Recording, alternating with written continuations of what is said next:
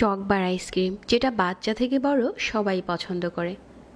এটা আপনি একবার বানিয়ে রেখে দিতে পারেন, বাচ্চারা যখন বায়না করে তখন দেওয়া যায়।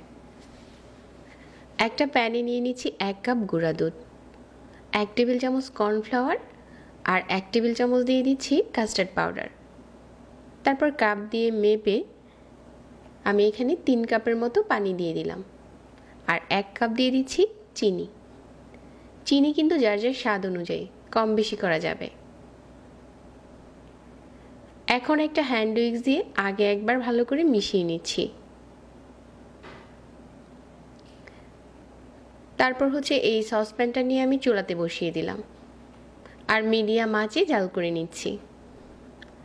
যতক্ষণ না এই আইসক্রিমের মিশ্রণটা ঘন হয়ে যাচ্ছে ঠিক ততক্ষণ ধরে জাল করে নিচ্ছি। এখন জাল করা হয়ে গেছে, চুলা থেকে নামিয়ে ঠান্ডা করে নিচ্ছি আর এরকম আইসক্রিমের মল্ডে নিয়ে নিচ্ছি। আইসক্রিমের মিশ্রণটা পুরোপুরি ঠান্ডা হয়ে যাওয়ার পর ভালো করে ঢেলে নিচ্ছি।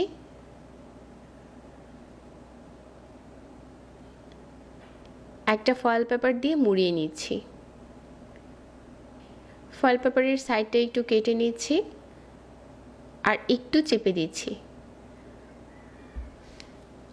চকবারগুলো যাতে দেখতে দোকানের লুক আসে এই জন্য ফয়েল পেপারটা একটু কেটে নিচ্ছি এভাবে করে, আর দিয়ে দিচ্ছি আইসক্রিমের কাঠি। আপনারা চাইলে মল্ডের সাথে যে কাঠি আছে ওইটা দিয়েও বানাতে পারবেন।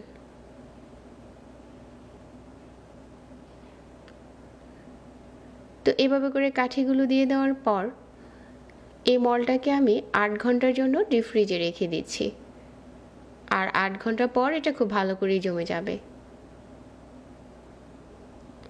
এখন একটা বাটিতে নিয়ে নিচ্ছি গরম পানি, একদম ফুটানো গরম পানি নিয়ে নিচ্ছি আর একটু হেভি টাইপের বোল বসিয়ে দিলাম যাতে গরম পানিটা এই বোলটা স্পর্শ করতে পারে। এখানে নিয়ে নিচ্ছি কিছু চকলেট। চকলেট আপনি যে কোনো ব্র্যান্ডের নিতে পারবেন আপনার পছন্দ অনুযায়ী। চকলেট যদি বেশি ঘন থাকে ওই ক্ষেত্রে একটু বাটার অ্যাড করে দিতে পারেন। আর এভাবে করে গরম পানির বাটির উপরে বসিয়ে চকলেটটাকে খুব ভালো করে মেল্ট করে নিতে পারেন।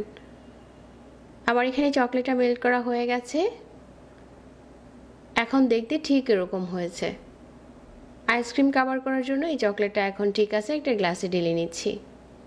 মল থেকে আইসক্রিমটা খুলে নেওয়ার পর এরকম করে গ্লাসে দিয়ে চকলেটে ডুবিয়ে নিচ্ছি। আর এই চকলেটটা কিন্তু সাথে সাথে আইসক্রিমের গায়ে খুব ভালো করে লেগে যায়, কারণ এটা যেহেতু একদম ফ্রিজ থেকে বের করা থাকে সাথে সাথে চকলেটটা গায়ে লেগে যায় আর একদম শক্ত হয়ে যায় উপরটা। এই পর্যায়ে চাইলে উপরে একটু বাদাম ছড়িয়ে দিতে পারেন।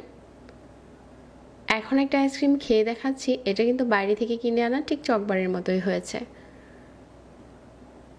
আশা করছি আজকের রেসিপিও সবার ভালো লেগেছে। যারা এরকম প্রতিনিয়ত নতুন নতুন রেসিপি দেখতে চান পেজ ফলো করে রাখবেন। সবাই অনেক ভালো থাকবেন। আজকে এখানে বিদায় নিচ্ছি। আল্লাহ হাফেজ।